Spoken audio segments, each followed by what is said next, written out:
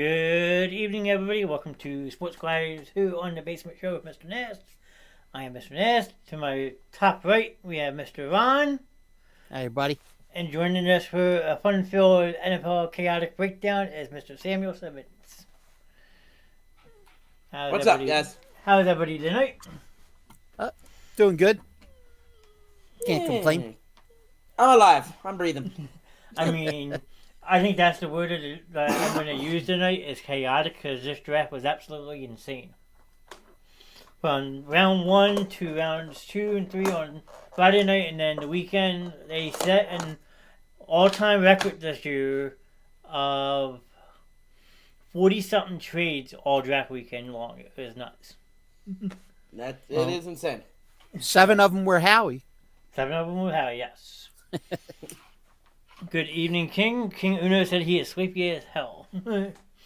Well, if you don't stay up all night and do baking streams at 2 o'clock in the morning, you might get some sleep. Baking streams? Yes. He's been doing IRL streams a lot lately, and nice. they're pretty cool to watch. They're kind of fun. But so, where would you guys like this to start with this draft breakdown? We could do what we said, do the obvious, and say that we knew that we would have quarterbacks go to 1 and 2 and 4. Houston making a major trade to move up from number 12 to number 3. I mean, there's a lot to start with. I don't know where you guys would like to start at. So, I mean, that was a pretty masterful move that nobody saw coming. I mean, there was talk that Arizona might trade out of the pick, but I don't think anybody expected Houston to jump in there. That was pretty aggressive. Yeah, that is very true. That is for sure. I mean, I know I didn't. I maybe saw Indianapolis trying to move up one spot, but not see someone like Houston basically go from a 12th overall pick to 3 and then give up early second and then a first and a third round next year. So, and that is true, Prince. Your Texans got CJ and Will Anderson. It was mind blowing. You get your future signal caller and your future JJ Watt possibly. Well, you could see D'Amico Ryan's fingerprints all over this draft. I mean, there's no doubt that he had some significant input into what direction they went in. Oh, I completely agree, 100%. Yeah, now the big question is, CJ Stroud, no doubt, amazing quarterback over there in Ohio State. Through some great games. Will he be able to make the transition into the NFL? Especially with the team like Houston, who is lacking in a lot of areas. As Prince there said, rebuilding.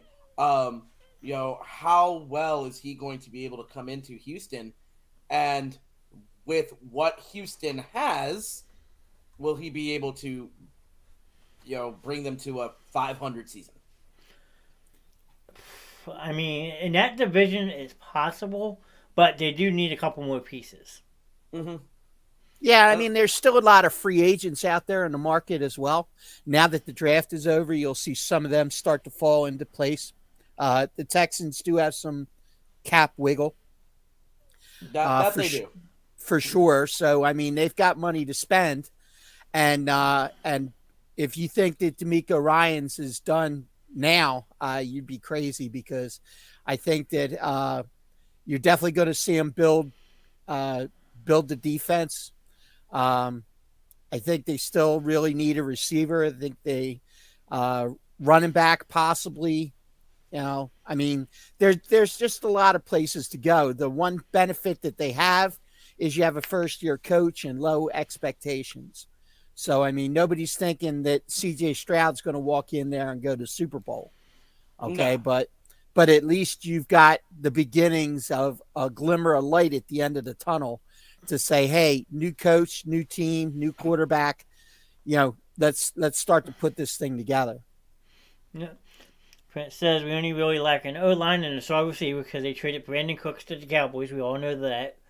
And we need better linebackers. Our corners are okay and our safeties are okay. Just tighten up on linebackers, O-line, and get a star receiver. So there's some needs he's mentioning right there. And he is right. They have a future running back who they drafted last year in Damian Priest. The kid was a beast. So, and I think he mentioned the O line. I think that's going to be a very important factor because you have a new QB, a young QB. What is he? 23, 24? Yeah, something like that. Coming in, zero NFL experience. And as we've seen better quarterbacks than him come into the league and just totally flop, or be plagued by so many other things. So I think a big problem that we're going to have to watch is he going to be able to stay on his feet? Because if that O-line can't hold him up and protect him from injuries, it's going to be a rough season for him. Yeah, I mean, you saw that through expansion year too, when you have a young quarterback like David Carr coming in, and he got literally shit kicked out of him the first couple of weeks because they weren't, like a combined unit yet. They got better as the year went on, but the first couple games when they were an expansion team, they just got destroyed. Mind you, they beat the Cowboys, but we won't talk about that. Ron, you have anything that you like that? No, I'm just savoring that last statement of yours. So I remember that game like it was last night. Dallas's quarterback was Quincy Carter. I remember that game. And the running back was Troy Hambrick. It was actually the first year they didn't have Emmitt Smith because he went to Arizona that year. So. Oh, jeez. You want to talk about a throwback? Yeah, that's going back a ways. Because now looking at the draft in the second round, with the 62nd pick overall, they drafted Penn State center Juice Struck. So now you have a Big Ten quarterback and a Big Ten center who, in college, are bitter enemies. Can they coexist in the NFL? I'm just kidding. Oh, they kind of have to learn to have to. Yeah. I was trying to be funny. It didn't work. Yeah. No. Yeah. The rivalries in college are all fine and great, and we get some of the greatest football games. We get some of the greatest games on turf in those college rivalries. But when you get into the NFL, it's okay. Yeah, we were rivals then, but we're on the same team now, so we got to fix this. Yeah, you sure hope so, right? Well, yeah. and sometimes it can lead them to you get that competitiveness, like, oh, I'm going to prove that my school produces better, and so they get that playful competitiveness, like, oh, I'm going to get more sacks than you, and so you do see them sort of push each other in a good way. But if you get that, I hate you simply because of where you went to school, Yeah, like Ron in Miami. But or you could just be like the Philadelphia Eagles and draft an entire team from college to the pro level. Yeah. Then you don't get that. Then you don't get that worry. This is true. Ron, I see you agreeing. I know you agree with me. Yeah. Well, I just have one request. I just want to be have a 5-minute conversation with the people who run the scoreboards and stuff at the link, so that every time Carter or Jordan Davis get a sack, they got to play Who Let the Dogs Out. I like it. I will say I like that. You won't see it. You'll see it some this year, but I think next year is when you really see that take off with Davis and Carter being your every down defensive tackles. Because right now you still have Fletcher Cox for at least one more year. Yeah, but you're going to see Fletch play less and less snaps. I think they're really going to, and now that they have those two there, I think that they're going to be heavy in the rotation, and I think Fletch will be more of a part-timer in the rotation because it's just inevitable that he's going to get banged up and hurt. That's what Fletch does. That is true. He's been in the league for what, 12 years now, something like that. 11 years old. So he's definitely a veteran, and so these new defensive tackles coming in have a great player to learn from. Oh, I think exactly why they brought him back for at least one more year. And I think that's going to be a huge difference in their ability to make that transition from college to the NFL. if Fletcher Cox can come in and be a role model to these young guys and sort of show them the ropes and not worry about, oh, am I being the best player on the team, but I'm going to look out for the team in the long run. Because correct me if I'm wrong, he's been with the Eagles his entire career, has he not? Correct. Correct. So I mean, I have a feeling, he's an Eagle at heart. He's like, this is my team, this is my home, and I want to see the Eagles do well even after I move on, in my career. So, how does he do that? By mentoring these young guys, showing them, you guys want to be the best. I'm one of them. Here's how you do it. I can't disagree with that. No, not at all. I think coming that's going to be a big part of their development for sure. Yeah. Yeah. That's coming from a Cowboys fan. It is. Yeah, I mean, yeah, I'm a Cowboys fan, but I also know how to respect the game. And with John, I know is one reason why you love me is because I'm a Cowboys fan, but I know how to respect the game, no matter what the team. And as much as I hate to say it, I think the Eagles can easily take the division this year. I think it's going to come down between the two games, just like last year, it's going to come down to the two games between Dallas and Philly. Whoever wins those is going to win the division. Yep. Well, people are throwing the Giants in the mix. You're always Washington fans are always gonna try to hype up their team. I mean, well, yeah. I don't know. In regards to the Giants, I mean, if we look at their draft, and I'm trying to find them here on my list. I mean they're sticking with Jones. I mean, he came out last year, didn't do bad. Definitely not the all-star quarterback that I think all New York fans were hoping for. But I think he did a decent job. And as he develops, I think he has potential to be able to be that quarterback that helped bring New York back into not just the division mix-up, but league mix-up as well. But Daniel Jones? Is it Jones? Yeah. Yeah. I just okay. I don't see that in Daniel Jones. I was absolutely floored that they signed him to the kind of contract they signed him to. I just don't see he hasn't shown me anything that shows me that he is at that level. But they didn't have any other options. No, they don't. And I think one of the problems is that Daniel Jones comes in here and he doesn't have anybody that he's playing behind. He's like, okay, I'm coming in here. I'm a newbie. I'm a rookie. I'm going to come take over this team. He doesn't have anybody to learn from. No. And that's when we were just talking about that with Fletcher Cox and the new defensive tackles. And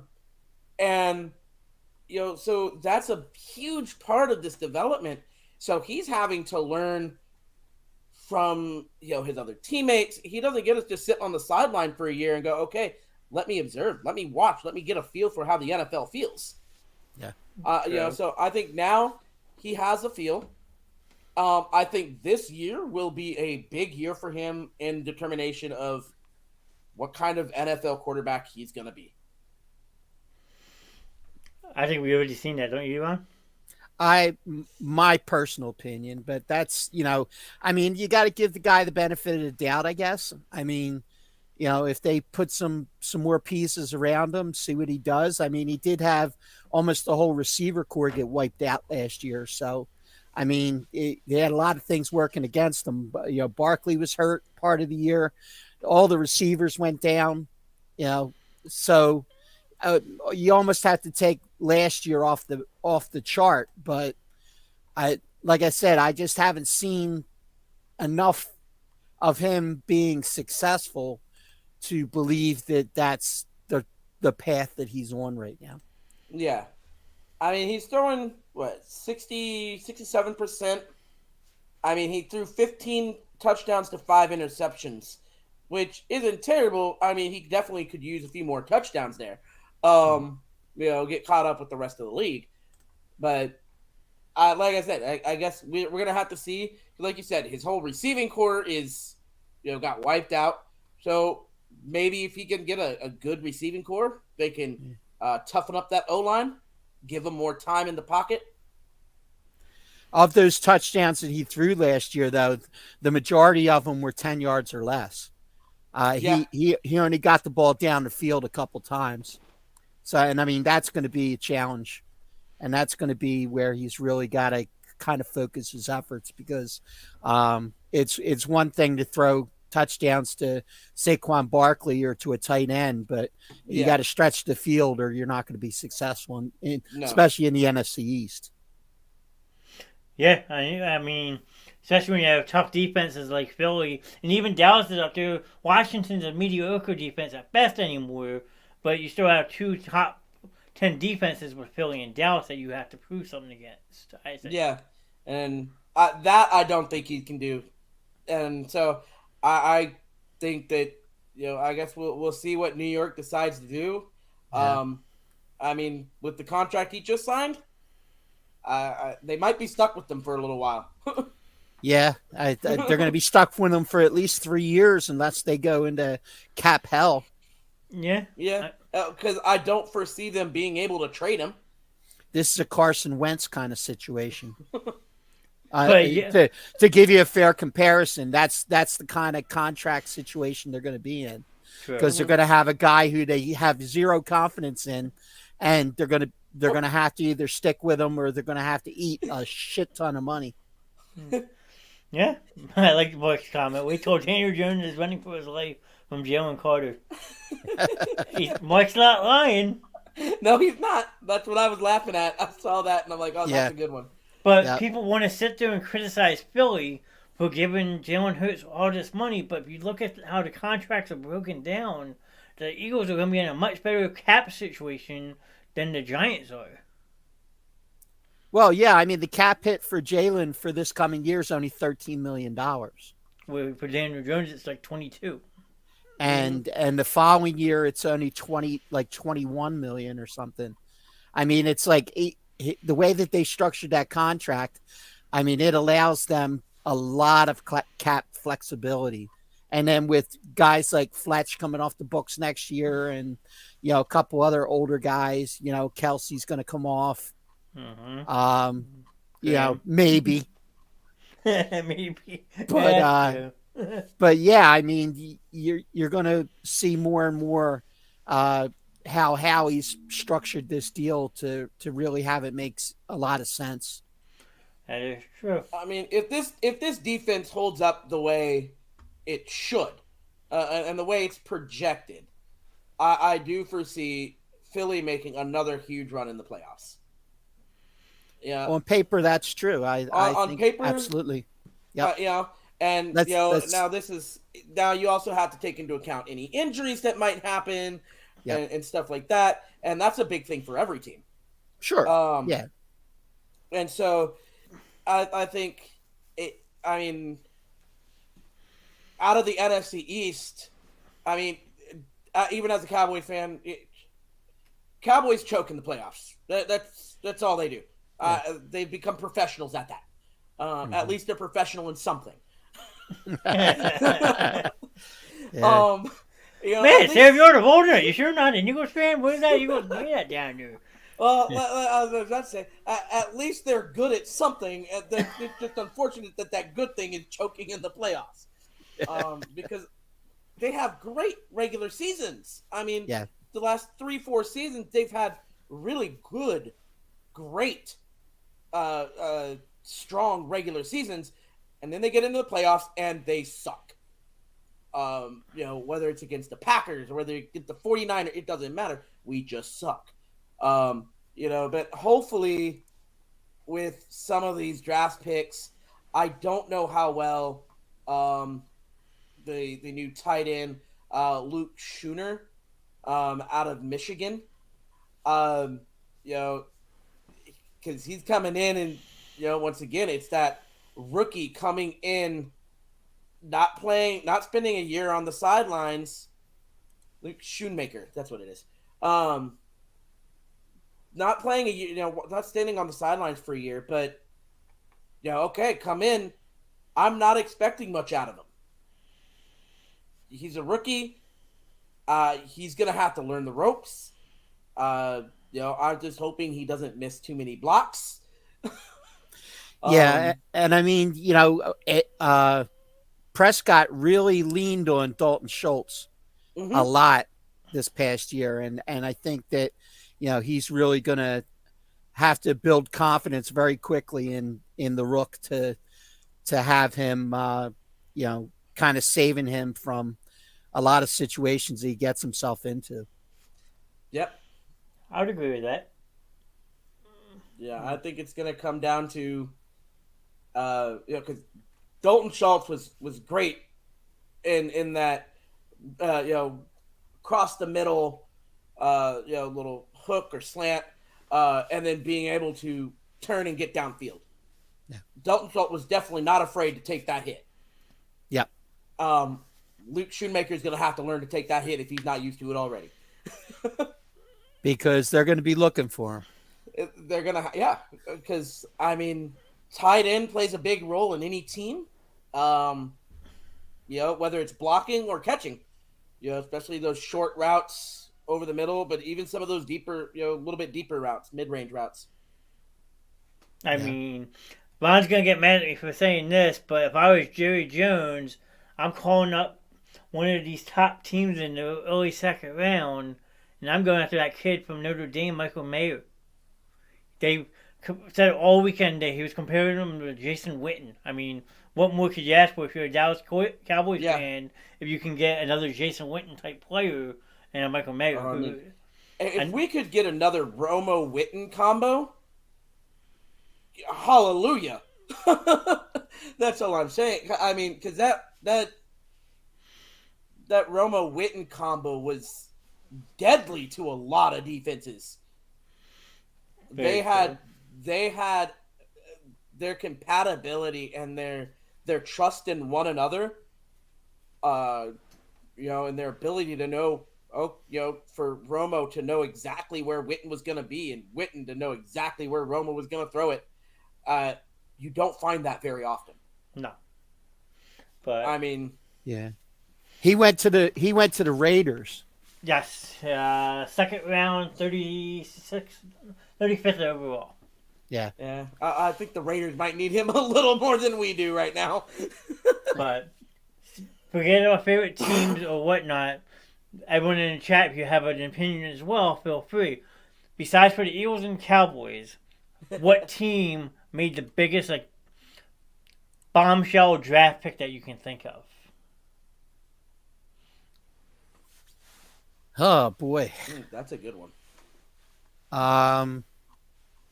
Detroit, maybe. Detroit's a good choice. I want to hear what Ron has to say to that. Yeah, I mean, I've been kind of a little bit of a fan of Detroit, but I don't think they came up as huge in this draft as they could have. I think that they definitely could have done better. But I mean, they definitely address some needs. But I mean, I'm just excited to see where they take everything else because they've got a nice core, and they got a badass coach. Yeah, biting kneecaps. Yep, biting kneecaps. So I'm excited to see where they go, and I think that they're definitely a team that should be discussed in playoffs. Yeah, especially in the division they're in. So, well, Aaron Rodgers leaving Green Bay opens that division wide open now. Yeah, and I mean Jordan Love. What Sam was saying earlier about having somebody mentor you. I don't think Aaron Rodgers spent 10 minutes with Jordan Love. Why not? I mean, they actually hated him. So I don't think that he really prepared him for what he's about to face. And I think that Green Bay is going to have some real struggles this year. Yeah. Now, going back to Detroit, though, do you think they reached too high to draft a running back like Gibbs? Maybe a little. Maybe because I think they might have thought that Bijan might drop down to him, and when that didn't happen, I think that they panicked and they had to make sure they got the next best because they know the situation they were in because they were, they knew they were going to be getting rid of Swift. So, Yeah, I mean, Now- go ahead, Tim. Well, I was gonna, because you mentioned Bijan. Do you think he went too high?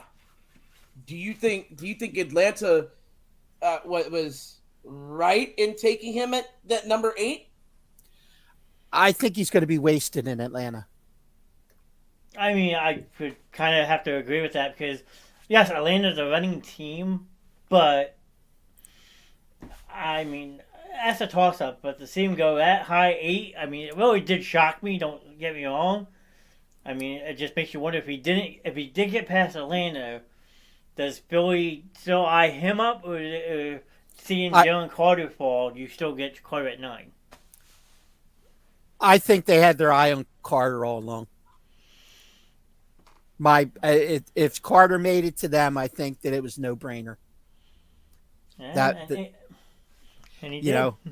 And that's exactly the way it played out. But I mean, I didn't think Carter was going to make it down. I mean, I thought Carter could have went 5-6.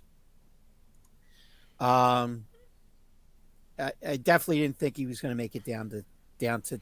Well, he made it down to 9. They traded up to 9 just in case. Yeah, all they gave up was a 4th-round pick next year. I'm right all for that. Well, Which I think was a little crazy on Carolina's part. Yeah. Well, Tony I think it was Carolina. Well, they swapped spots. Yeah, Philly and Chicago. Just 9 and 10, But yeah, it's I think that Robinson. I thought there was a chance Robinson could drop down into the teens before somebody grabbed him. Honestly, I mean, as it got closer and closer to the draft, there were more and more mock drafts that were coming out that saw him sliding. Well, there was a certain somebody that's read big time, and that's Will Levis. Yeah. I mean, he's projected at one point a top 5 pick, and then he doesn't get picked till the second pick of the second round. Bo Callahan.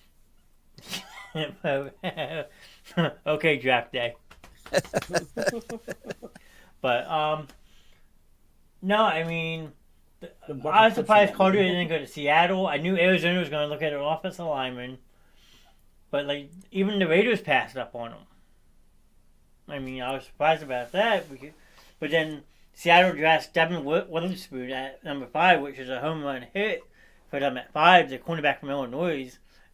I mean, I love that pick. And then in the 20th pick, they get that wide receiver from Ohio State to go with DK. Wow. John Snyder out in Seattle knows what he's doing, too. Yeah. And he's building a team. They just got to get their quarterback situation under control. Well, it's going to be interesting to see, Tyler Lockett, DK Metcalf, and Jackson Smith. I'm not sure how to pronounce his last name. But those 3 go at it together, with Geno Smith throwing to him, and we'll really have to see what he can do. Hey, if Geno has half the season he had last season, they'll be just fine. Geno had a career year last year, so he earned the contract they signed him to. That's for sure. True. Nobody definitely won that trade.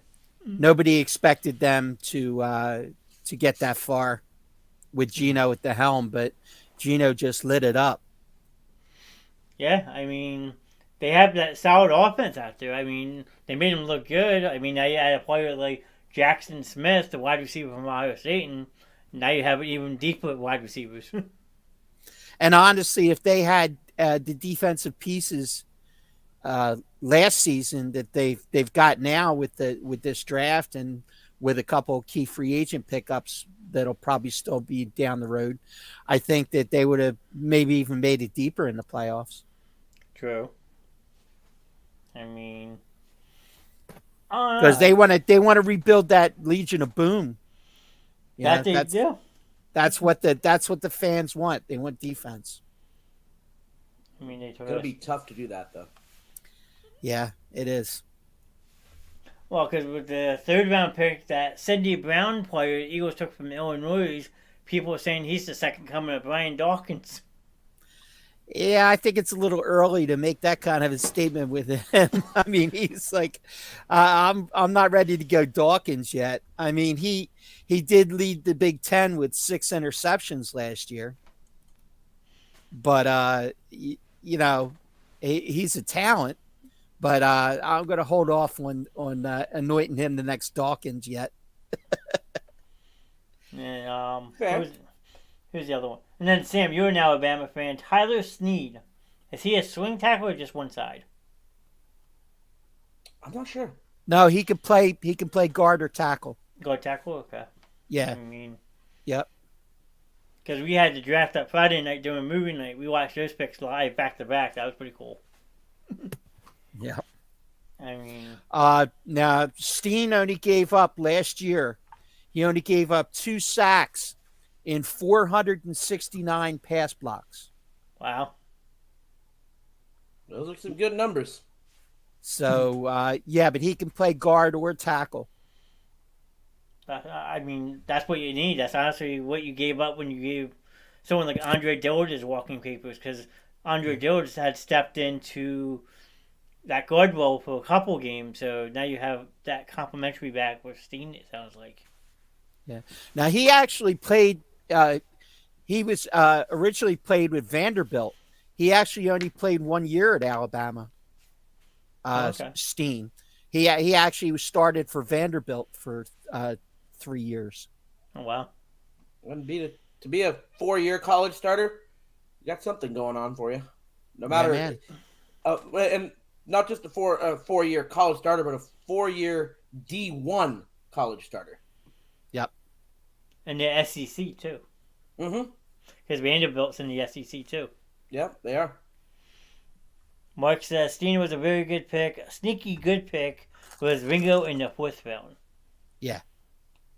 I mean, I heard that Saturday, on Saturday. I was like, wait, what? They traded up in the 4th round to get Ringo? He was projected a late 1st, early 2nd round pick. Yep.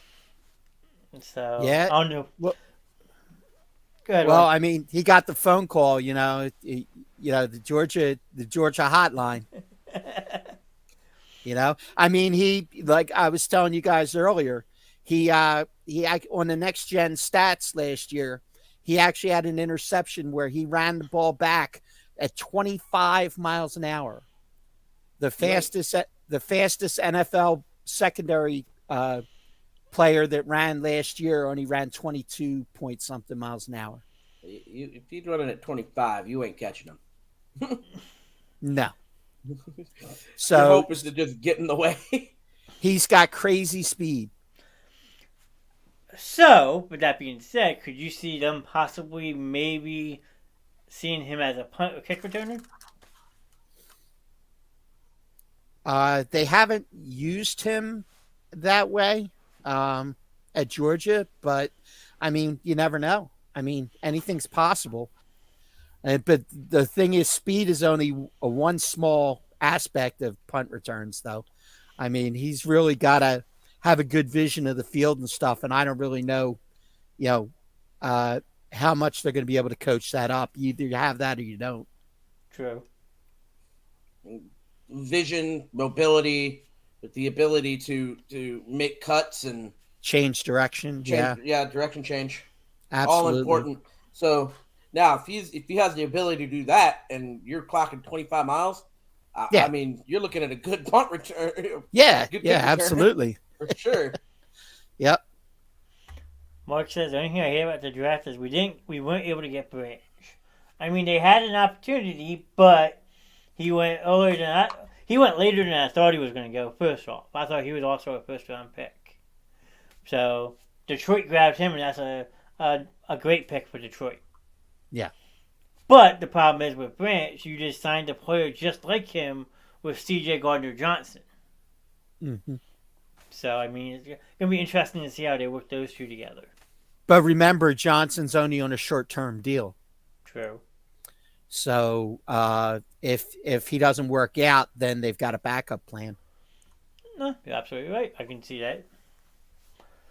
I mean, I'm trying to think what other mind-blowing picks.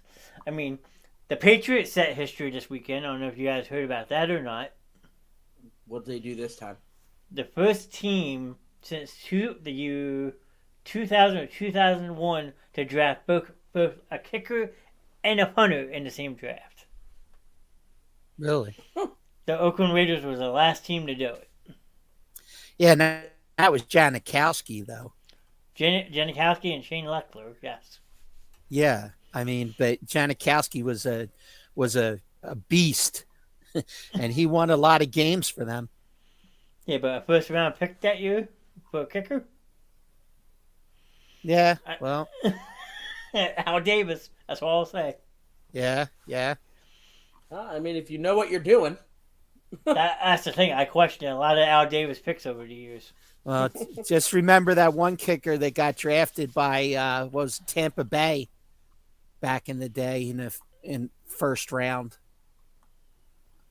What was his name?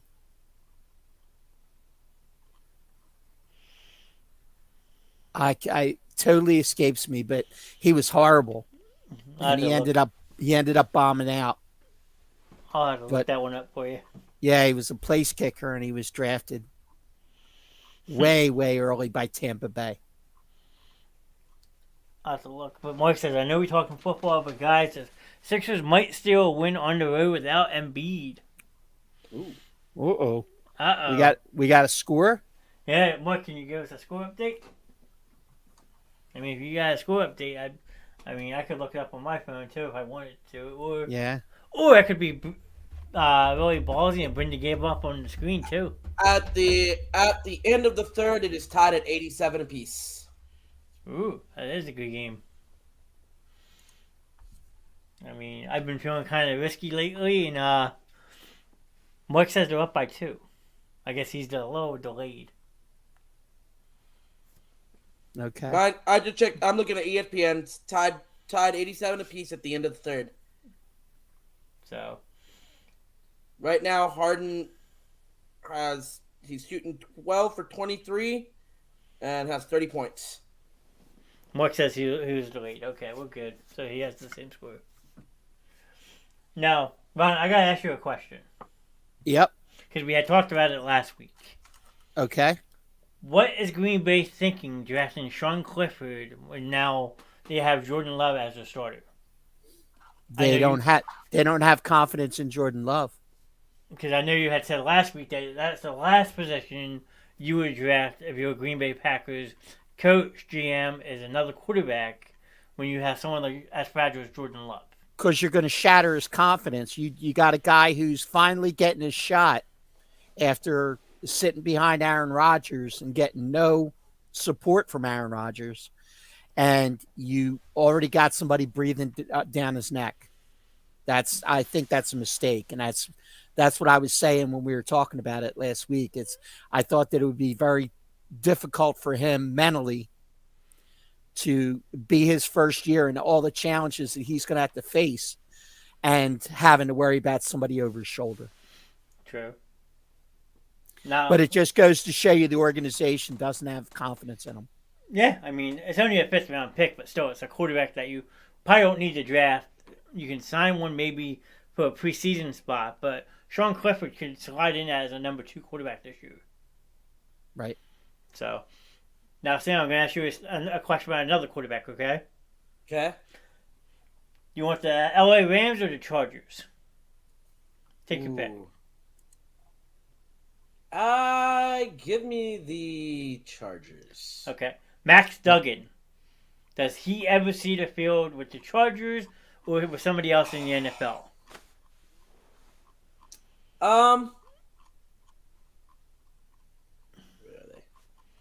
Because the Chargers took Duggan in the 7th round.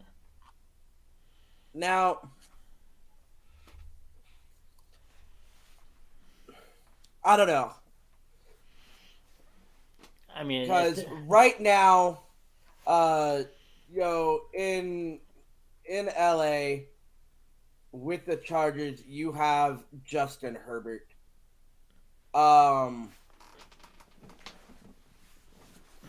I just don't. I think Herbert is doing a good job out there. I think his, at least as starter for sure, is pretty much solidified. So I think honestly the only way that Duggan sees the field is if we have a 49er situation come up from last year. Yeah. But I will say this, I mean, look what happened with the 49ers. Yeah. With the third string quarterback. So Right. But I don't see Duggan making that kind of impact in LA. And with Herbert being as young as he is, I mean, Herbert still has some time ahead of him in the league. I foresee possibly a trade. But, if you watch him at TCU, I don't think he has the caliber to be a starting quarterback in the NFL. I think he's going to be a career, backup QB. Ron, what do you think? I don't know. I know Herbert's about to get paid, so that's just a matter of time now that Lamar and Jalen are signed. Now he's probably the next one to get a contract because he's coming up on his final year. So I don't know. I think it remains to be seen, but I think that I think the Chargers have a nice team they've put together. It'll be interesting to see what they do this year. And then the other team I had mentioned was the LA Rams going and drafting Georgia quarterback Stetson Bennett. So you go from Matt Stafford, who was a Georgia Bulldog, to now Stetson Bennett, who was a Georgia Bulldog. Does Bennett eventually fill his shoes for Stafford, or again, is he another Max Duggan with that career backup? Stafford's toast. Honestly, I mean, if he doesn't come back and have a comeback year this year, then I don't really see him being there much longer. What are you saying? What do you think? Well, I definitely think that he has a much better chance of seeing the field than Max Duggan. Stetson Bennett is, he's a good guy. Great player. He has a lot of experience, at least in the game of football. But I think I agree with Ron. Matt Stafford, I mean, he's coming up. He's coming up at the end. He's definitely no longer in his prime. And so if he doesn't come and prove something this year, within the first, I'd say 4 or 5 games, if he doesn't prove something, I wouldn't be surprised to see Stetson step in and give him a chance. I mean, Well, you got a new offensive coordinator there too, Mike LaFleur from the Jets. Very true. For the Rams this year, so Stafford's going to have to adjust to a new system. So we'll see how he does. I know I saw a meme earlier. It's like, oh, we know why the Rams drafted Stetson Bennett. They needed an older QB to help Stafford, help teach Stafford. I mean, the man is what, 26, 27? At Something least like that. He's Kurt Warner. He really is, except he's coming directly at 26, 27. He's coming from, directly from college. So the fact that he was able to do as well as he did against such a young competitive group, I mean, he led Georgia to back-to-back national championships. I mean, he led Georgia past the likes of Tennessee and Alabama, um, and then just made TCU's defense look like a Swiss high school cheese. football team, Yeah. a high school team out there. I mean, it was. He's got talent. He was a graduate student. So, gonna be interesting to see. I am really interested to see what Stetson Bennett can do in the NFL. And then the only other quarterback that I really want to touch base on is that quite the interesting one. Another fifth-round pick, this time for the Cleveland Browns. They go and draft Jordan Thompson Robinson from UCLA, who's coming from a Chip Kelly run offense with a lot of RPOs and stuff. But you just gave Deshaun Watson all that money 2 years ago, fully guaranteed, so he's not going anywhere. So why take a player like Thompson Robinson to just come in and be a backup? Or is that what it is? It's the backup role. Well, it's insurance against injury too, but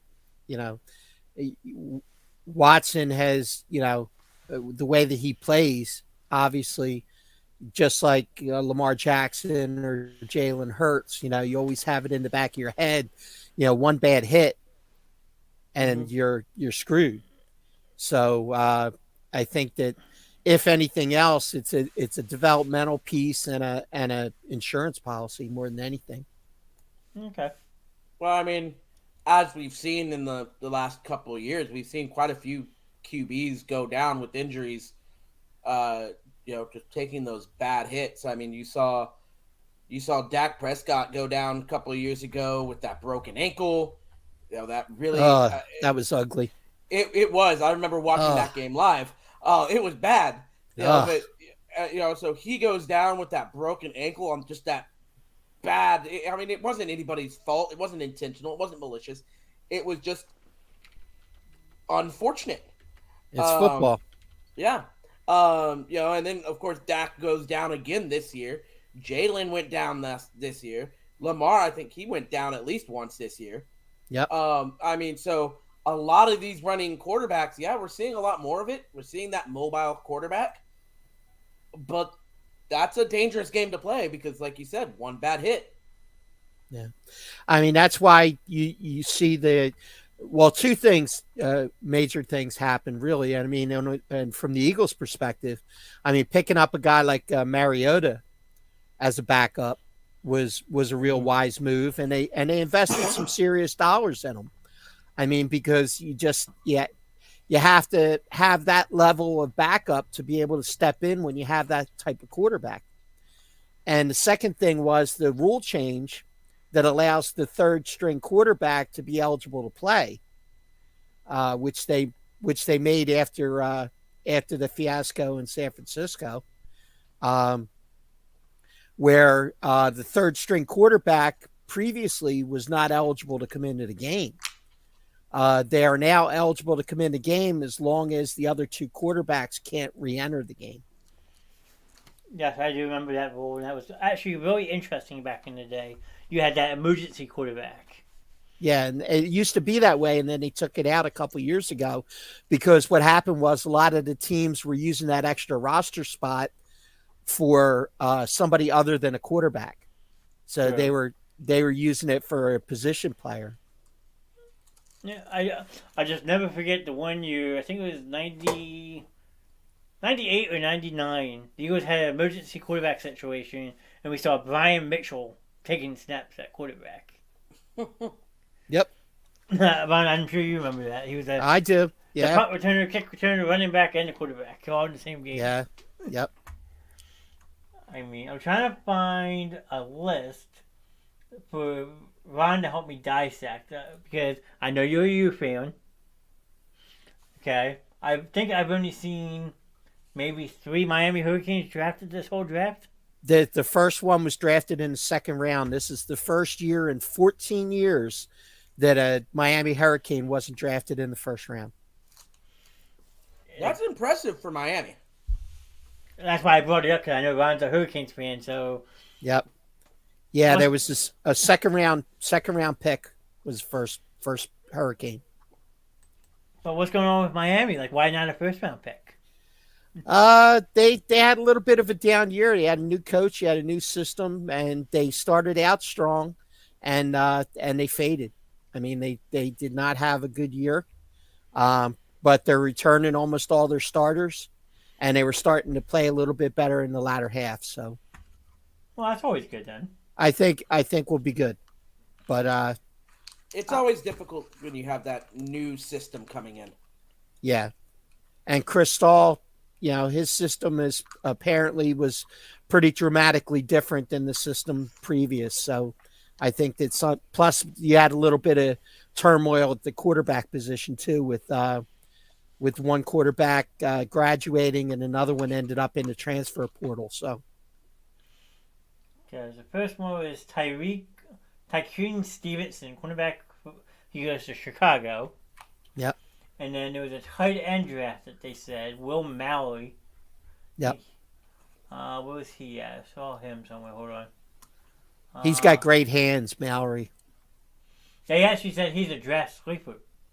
Yeah, he's got a really good vision, and he catches everything that's anywhere near him, and he can pass block too. Trying to see where he went. Clemson. No. There he goes. Indianapolis. Yep. So he will go compete with Mr. Mr. Anthony Richardson. So you have that South Florida connection now.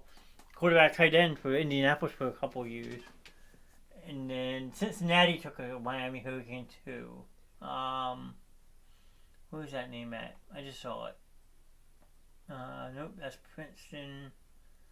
It was another defensive back, I believe. Yeah, DJ Ivory. Okay. He was a 7th round pick for the Cincinnati Bengals. So, I mean, I'm just shocked to not see more Miami Hurricanes on that list. I mean, yeah. Before they would be loaded in the first round, you'd always see like 8 to 9 Miami Hurricane players drafted. Yeah, it's true. So I just figured I'd throw that in there. So we didn't forget about you. I mean, Penn State had a good showing. They got Sean Clifford drafted, Brayton Strange, the tight end, Juice Drugs. So. Well, I'm looking here. 96, 7 minutes left. Nice.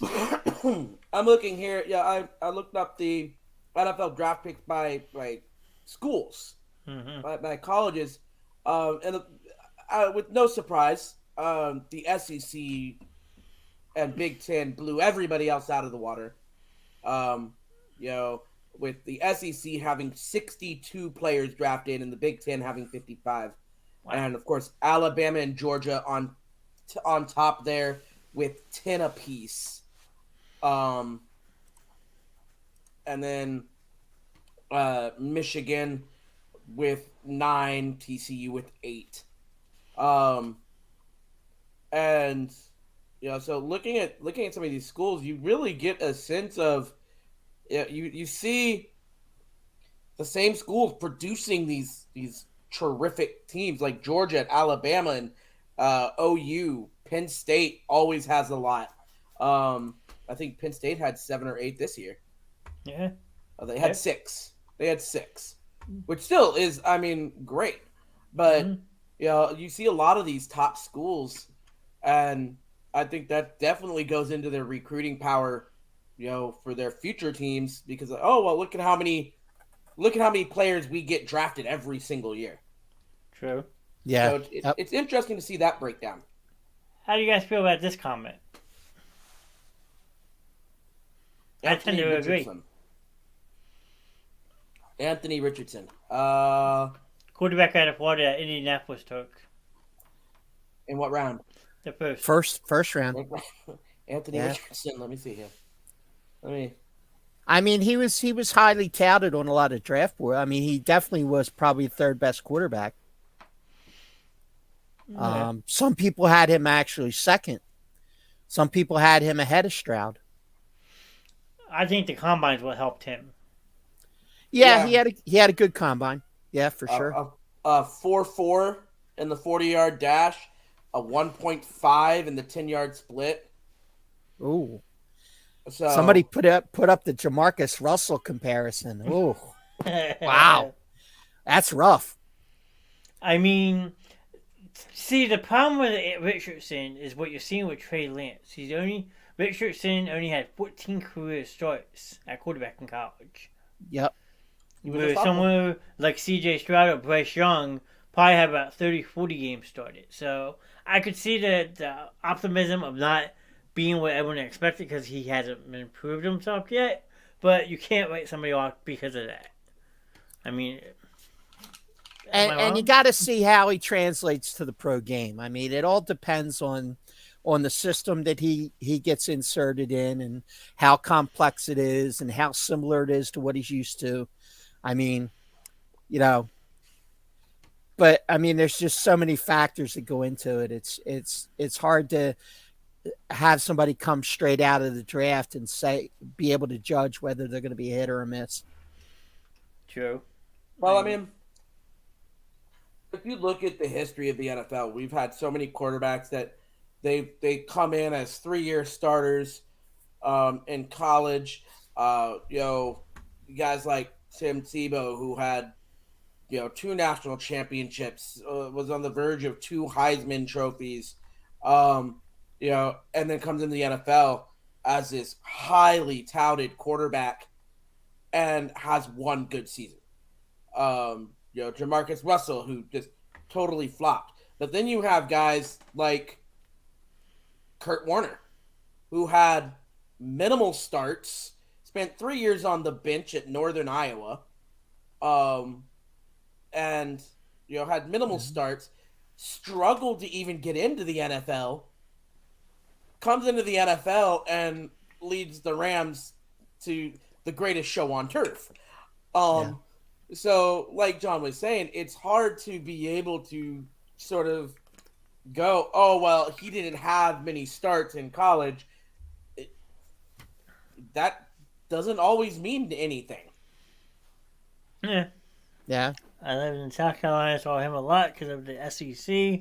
He's an athletic freak, but I don't see all the hype. But, of course, that is why they're scouts, and I work in the PR department for a hockey team.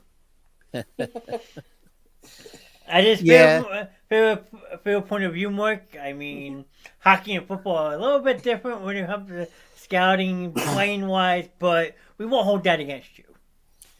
Well, yeah, but the thing is with hockey scouting is that these guys are getting scouted when they're 10 years old. Yeah, that's true. I mean, they got skates on at birth. Yeah, where's Curtis at, actually? He'll verify that for you. He did verify that before. Oh, yeah. He said Canadians are born with skates on their feet. Yeah. So I mean, these guys are playing junior hockey. There's scouts out and watching these junior games. And next thing you know, they got a guy on the radar who's, 14 years old. Yeah. And I mean, but in football, you don't see scouts at flag football games. You don't see scouts at, the 9-10-year-old leagues watching football, because at that age in this game, it means nothing. True. Exactly right. At 9-10 years old, they can be the fastest kid and they can learn how to spin and juke, but by the time they're 14 and they've hit puberty, it's all gone. Yep. Metabolism changes. They gain weight. They lose speed, or they never gain anymore. They get girlfriends.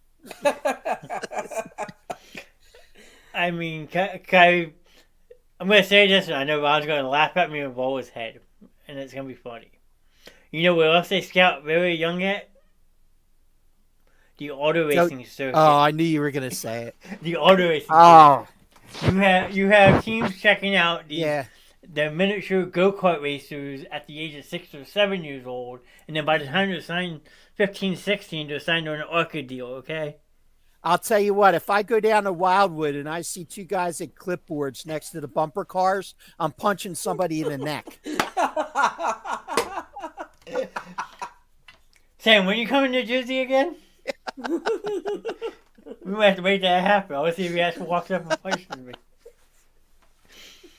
But, Can I be one of the guys with the clipboard? yeah, that's what I mean. When you come to Jersey, Sam's actually coming to Jersey for a weekend. So I mean, Sam, we might have to make this happen. I want to see if I'm 30 at the gym.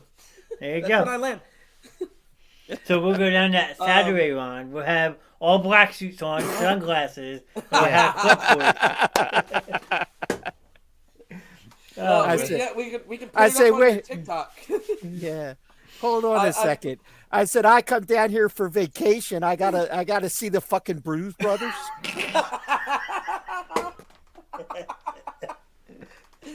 We'll give you a donation to the church for you.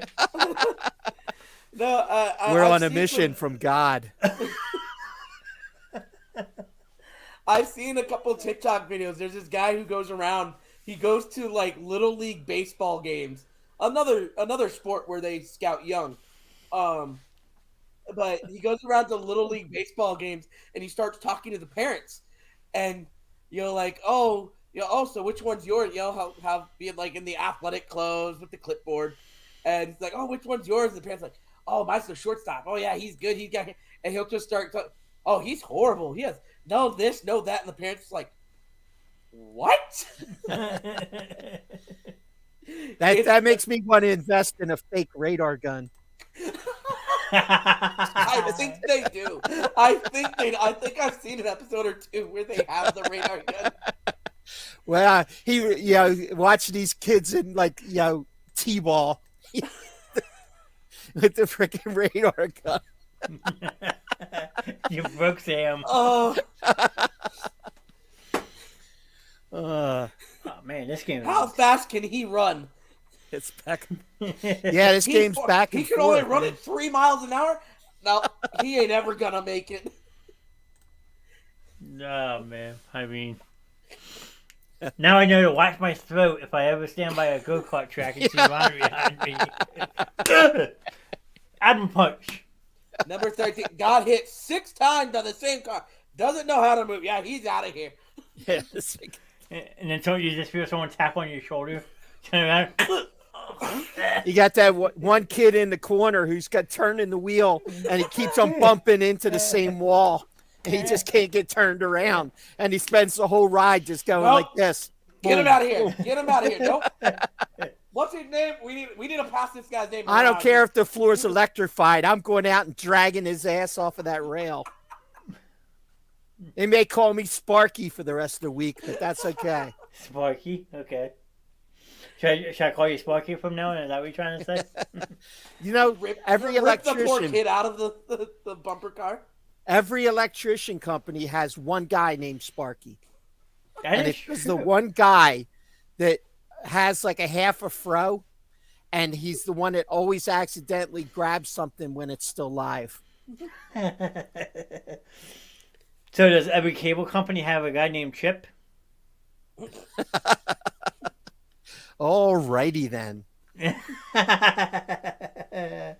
I mean, I put the game on my second monitor. This is Boston just went up by 3, but I mean, Still a close game. It's only game 1. That's how I look at it. It's only game 1. Yeah, but I mean, if they're keeping it close without Embiid, it's a good sign. Harden's stepping up. Oh, without a doubt. I mean, it's a 4-point game, and there's still 4-point game, and there's still 2 minutes to play. 3 minutes to play almost. I mean, they could easily get this. 2 3-pointers and you're good. Believe me, Sam, I know. Harden's got 42 points. That is true. I mean, I don't know what Maxey has, but Maxey's got 21. So between the two of them, they have what, 67 points, 64. I mean, I was told there'd be no math. Yeah, you're on the wrong show, then, buddy. I mean, that's what half their points. More than half. Yeah. Just over. Which is kind of alarming. I'm not gonna lie. Well, I mean, Tobias Harris has 18. and Shake Milton has 17. Okay, I mean, I think your team. It's okay to have one player have 42 points, but I mean if you have two players doing all the work, I mean it gets hard because those players after a while. yeah. Well, Paul Reed's got 12 rebounds. Oh, that's good. If Paul Reed could get his offense more consistent, I'd love the kid. He's only got 6 points, but he's got 12 boards. That's a bad miss right there. Ooh, they got away with that. I mean, they got scored this possession, but besides for the Sixers, I mean, you have the Knicks beating the Cavaliers yesterday. No, I'm sorry. The Heat beating the Knicks to take a 1-0 series lead in that, but Jimmy Butler rolled his ankle late in that game. Yeah, that's going to hurt them a lot. That's the heart and soul of that team. And then the Lakers advance. I forget who they're playing, but they're into the second round, which I hope they get eliminated. I can't stand them. I think the Lakers are the Yankees of baseball. Yeah. You either love them or you hate them. Well, And the majority of the country hates them. Any team that has LaFraud on it, Yep. There you go. Like, I will respect the man's talent. He has talent. But as a person, I can't stand him. Nah. Well, we had said last week, we were talking to Andrew actually in chat with some very good insight. Like, how many championships has LeBron actually won on his own, Sam? None. No, one. One. His very first one in Cleveland. Okay. So, he has what? 5 altogether? 4. 4? Okay. So, 3 out of Yes. those 4, he has to build a super team around him. Well, he has one with Cleveland, 2 with Miami, Right. and then 1 with LA. Right. Right? Yeah. So, I think so. but So, like you said, he's only won one by himself. But the other ones, he has a super team around him. Yeah. I mean, in Miami, he had Wade, he had Bosch, he had Ray Allen. Yeah. And I mean, then just look at LA right now. I mean, it's embarrassing for him. Yeah. So the way he struggled with this so-called super team of super teams the last 2 years, barely making it into the playoffs. I mean, if they get past this round, I will be utterly surprised. Well, who they got Golden State, right? I think so. Yeah, Golden State. So they got Golden State, then Denver just beat Phoenix. That's right. So, I mean, Yeah. so the NBA is pretty much wide open if you look at it. I mean, With who's still left, I agree. especially Yeah, in I the mean, West. you got a 5 seed in there, you got a 6 seed in there. You got, anything can happen. I mean, if the Sixers pull it together, I mean, they got as good a shot of anybody if they get past Boston. When they get past Boston. Yeah, exactly. I'm gonna keep doing this for the rest of the night. But I mean, I hope that you tapping on the table, on the top of the table. where's your mind at tonight, Ron? Hey, this is an entertainment night, simmer down now. Settle down. Settle down. Settle down.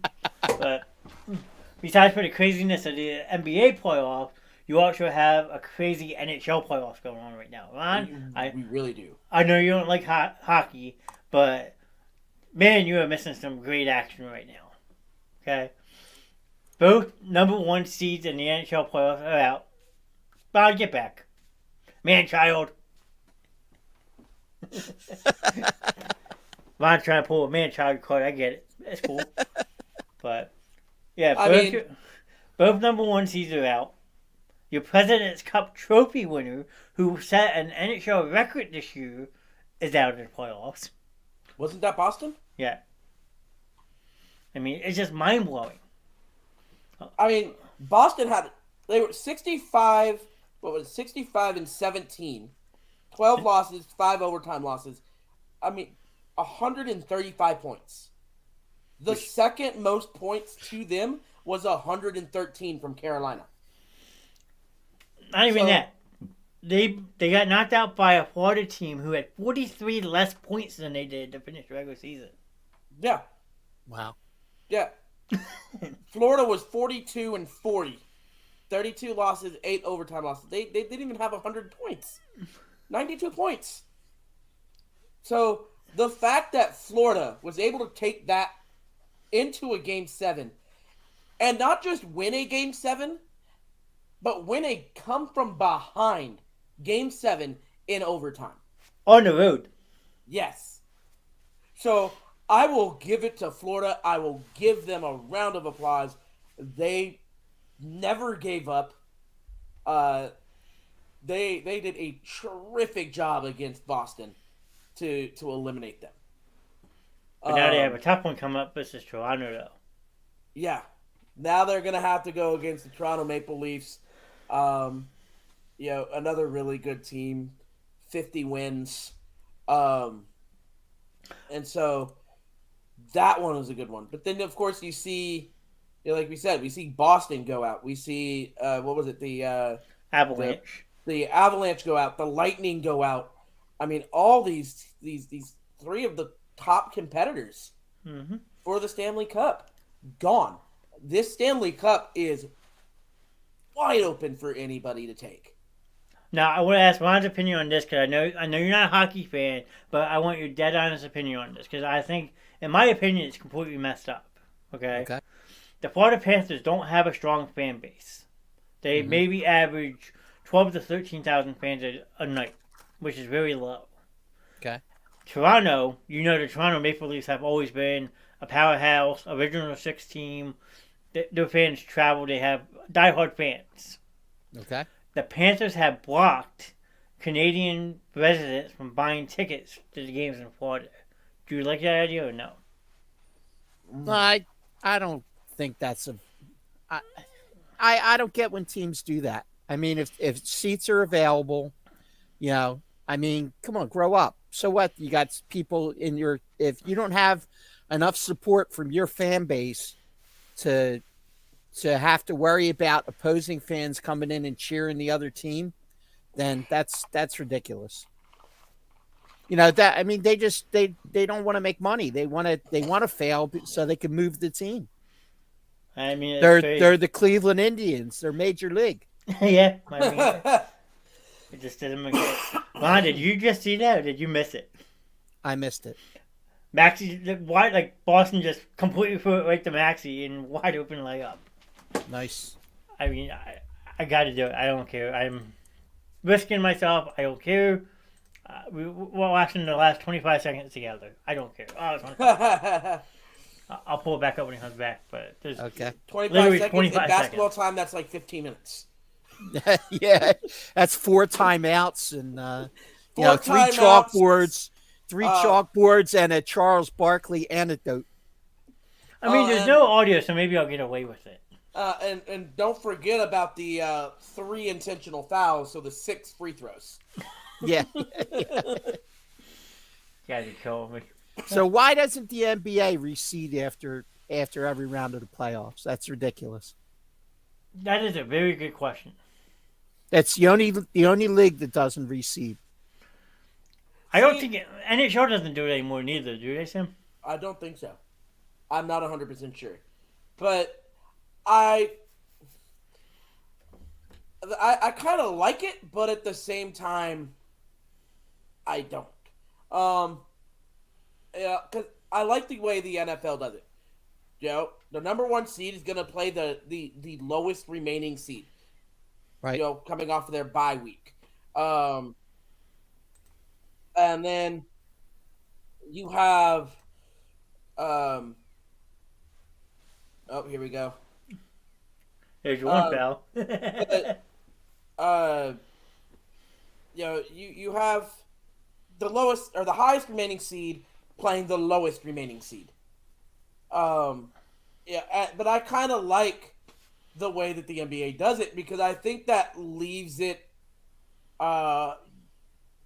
leaves it open for more teams to sort of make a push into the playoffs. True. Because if the 1 is gonna face the 8, and then they'd face the 4-5. That 4-5 is gonna go up against the 1, but that 3-4 or no, the 3-7 is gonna go up against the 2 or 5. Yeah, because if they reseeded it, Sixers would be playing the. Who would they be playing this round? The Knicks. Philly would have the Knicks, and Boston would have Miami, if I'm not mistaken. Okay. Oh! He nailed it! Wow. What a shot by Harden! Oh, that yeah. that Harden's looked ill-advised. That looked ill-advised when he let it go. It did. I mean, hand in the face, but I will say that Harden's always been good at making those shots with the hand in the face. True. But I've never been a big Harden fan, because I felt like he was always the flopper. He was the guy who, if you couldn't get the 3, he's the one to drive into the hoop and just take a light hit and make it look like it was big. Yeah. But I think since the rule change with the flopping and all that, I think he has been able to adjust. I will give him that. Well, it helps when he's got somebody else around him at the level of Embiid. Yeah. But look what he had. He had some people around him before. He had KD around him, Russell Westbrook. I mean, he's had the talent around him. It's just maybe he wasn't mature enough. Well, but the one thing you're not taking into account is if you're talking about 3 stars on a team, or you're talking about a team. Okay, you're right. Because I mean, like you said, KD, he's once again great player, but he's very selfish. Yep. True. No.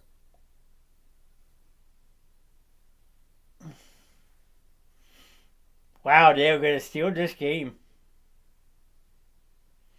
If Paul All they have to do is hold it for 4.6 seconds. Well, he's shooting foul shots now, so Yeah. if he.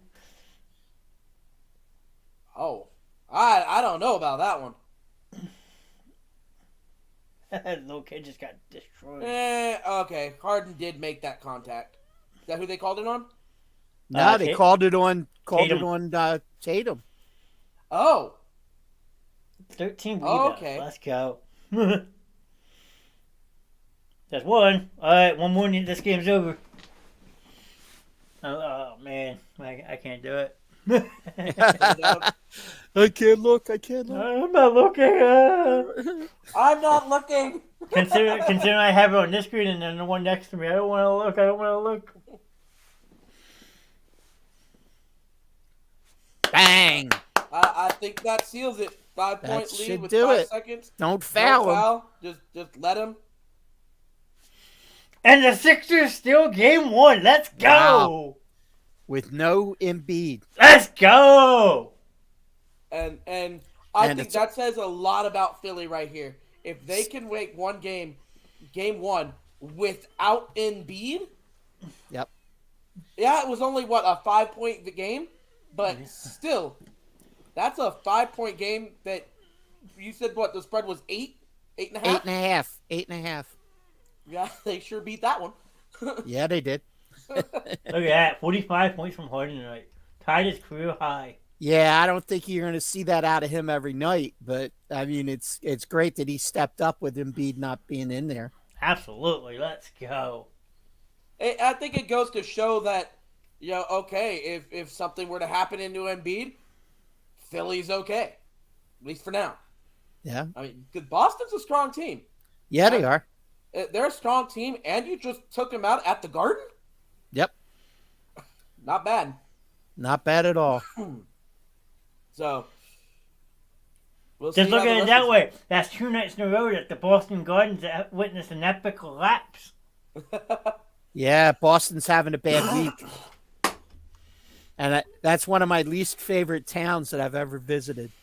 Boston? Boston. Don't say I that was too there. loud. I was there for 3.5 weeks, and for work. And oh my God. See, I was there for 2 days last summer. And me being the history guy that I am, the American history guy that I am, I love Boston. Yeah, But- well, yeah, but- I could see from a history perspective. But then again, I was only there 2 days. You were there for what'd you say? I was there for 3.5 weeks, but Yeah. I was working, 14 hours a day. Ugh. So I mean, I really didn't get a lot of free time. But when I finally did get free time, I ended up in the Boston Commons, and I went to the Bull and Finch, which was extremely disappointing because nobody knew my name, and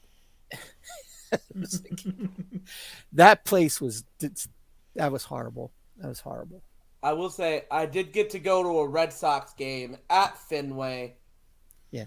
Got to do the Sweet Caroline. Like, I will say, awesome experience. Really cool to be, like, actually be there in person with Sweet Caroline. And, a couple thousand people just singing Sweet Caroline was really, really awesome. Really, really fun. And I got to see Miguel Cabrera play. If I had gotten a chance to go to Fenway, it would have been different, I think. But unfortunately, I didn't have the time for that.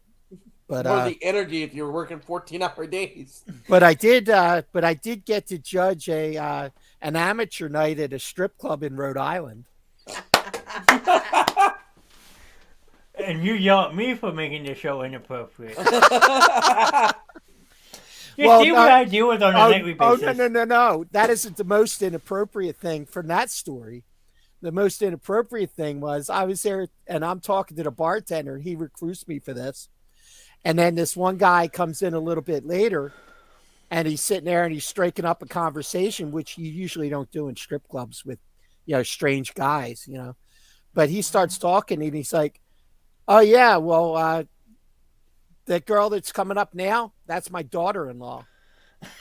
Wow. And this was a topless club. Oh, wow. Wow. Yeah. And I'm the inappropriate one, right? No. Hey, how about them Phillies, huh? Well, speaking of, I was going to say something about baseball. The New York Yankees lost again. You got to love it.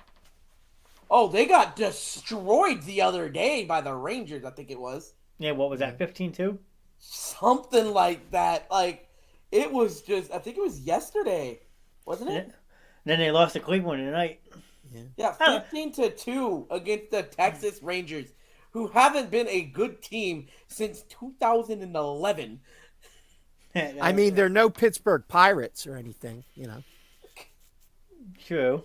But Pittsburgh's in first place with 21 wins. What? Yeah. Wow. No. Curtis, don't leave us. They're at 20. Pittsburgh is 20-9. 20-9, okay. Yeah. No. There's a team even better. Yeah. Tampa Bay is at 23-6. Ow. Wow. I mean, Had a good... Go ahead. And NL East, the Braves are 19-9. And that's in first place? And that's first place, yeah. Eesh. But the Phillies are only one game out of second now. They're at 15-14. The Mets are at 15-13. And the Marlins are at 16-13. Damn. Yeah, and there's only between first and second, there's only a one game differential. So Not much. Well, the Phillies played Houston this past week, and they won, 2 out of 3? 2 out of 3. Yep. They won, and that's because Nola and Wheeler threw 2 outstanding games. Nice. And the bullpen's ERA over the last 12 games is .74. Damn. And you know who else has been stepping up too? Jake Cave. Cody Clemens, baby. Yeah, but I think Jake Cave might end up getting sent down tomorrow when they activate Harper. I am blown away he's coming back. Harper's back tomorrow, only 5 months after Tommy John surgery, Nice. and it's going to be either Cave or Clemens who's going to go down We'll because see. they both have options. So I'm looking at the AL East right now. Like I'm looking at the Devils. Let's go. oof. Screw the Rangers. So I'm looking at the Rays. So right now, looking at the differentials, second place has a differential of plus 48. The Tampa Bay Rays have a differential of 103. Wow. They've allowed 92 runs, but have scored 195. Wow. I mean, it's mind blowing, ain't it? That is a So crazy differential. the Pittsburgh Pirates have 14 players that have at least one stolen base. They lead the major wow. leagues in steals. The Pittsburgh stinking Pirates. That's crazy. Sam, you see Curtis's comment? I want to know when did you buy a house, man? I mean, getting married this summer, gotta have a place to live, right?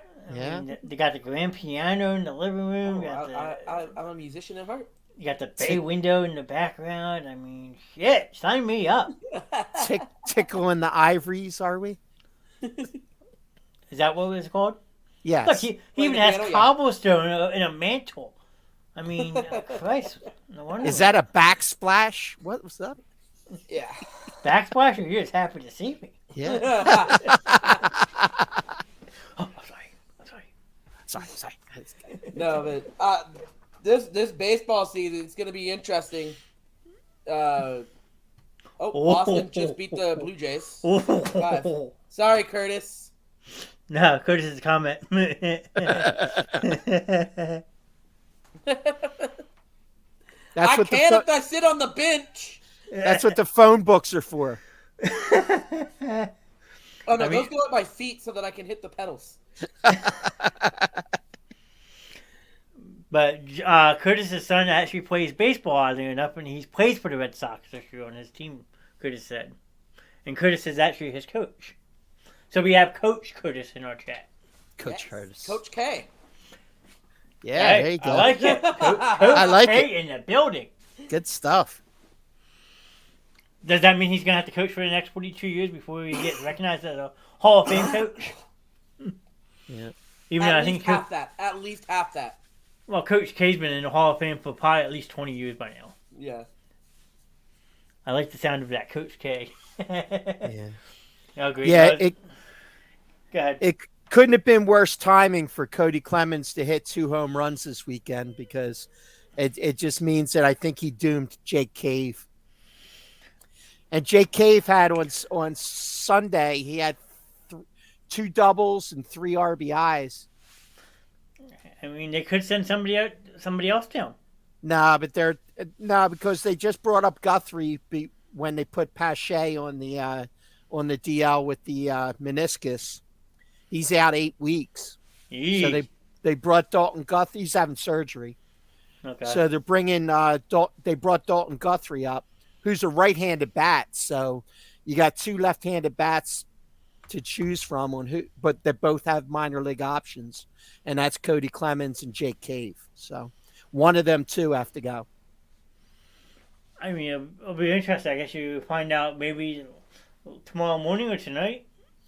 Well, yeah, because they have to make the move before the game tomorrow, but the game isn't until 10 o'clock in the evening, so 10 o'clock our time. Yeah, because they're playing the Dodgers, I think, this week, right? Correct. At a 10-10 start. I really like the whole the way that the Major League does their system, where you have single A, double A, triple A ball, the players can move up through to sort of get that as they progress in their skill level, they're going up against more and more skilled players. If we were to see something like that in the NFL, I mean, the NFL has it, or the NBA has it with the G League. Yeah. MLB has it. If you were to see something like that in the NFL, where you have like a developmental league, I think things could be interesting. Yeah. But I want to see something like what they have in the English Premier League over in Europe with soccer. You have your tiers. If they were to like combine like the American Football League and the United States Football League, USFL and AFL or whatever it's called, if you were to combine those and say, okay, the winner, the worst team in the NFL, or the worst two teams in the NFL, will move down to like the USFL, and the best two teams of the USFL move up into the NFL. You could see some really interesting things happening. I'm just saying. What was that? Wait, what's that movie? The Will Ferrell movie, Semi-Pro. Semi-pro? Oh God, Jackie Moon. But I'm just saying. I mean, imagine how some of these, how different things would turn out for some of these lower level teams, like the Browns. I want to see Fletcher Cox wrestle a bear.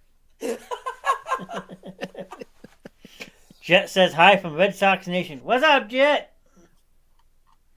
Jet is Curtis's son, by the way. Oh, okay. He's always been one of our big supporters playing Fortnite, just hanging out with us. He's one of the guys. Red Sox Nation, I like it. I think one thing that doesn't get talked about enough is esports.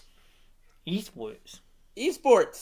Yes. I mean, you're not athletic, but you still have to have a completely different skill set that a lot of people, that a huge majority of the population don't have, in order to get into esports and be competitive at the level of playing in some of these, like Call of Duty championships or Apex championships, things like that. Like, it's a challenge. Like, it takes some dedication. It takes time.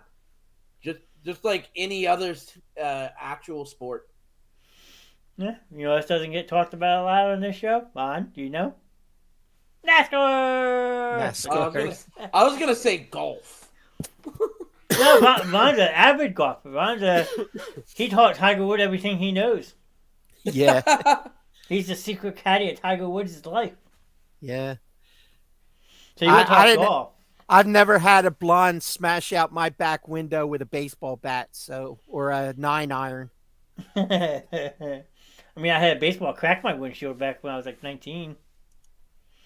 Playing baseball with a group of friends, foul ball over the fence, smashed, there goes the windshield. Dad, I need a new windshield. You smashed your own windshield? I didn't hit the ball, someone else did, but... Oh, okay. I was going to say, that would be really bad luck. Good old outdoor street ball. Hey, when you're a kid, let me rephrase that, because most kids nowadays don't know what that means. When you're kids our age, Sam, we know what playing outside means. Nowadays, all kids want to do is play on their phones. We know what the outdoors is. We know what fresh air smells like. Yeah. The telephone pole is first base. This this old 6-pack wrapper is second base. The manhole cover is third. Yep. No, that was home base. Yeah, there you go. No, see, for me, growing up at the young age, living in near Seattle, it was, because I grew up right as those Mighty Ducks movies came out. So for me, it was street hockey. I was out there every chance I could get, out in the abandoned parking lot that was, a 2-minute walk from my house. Huge abandoned parking lot.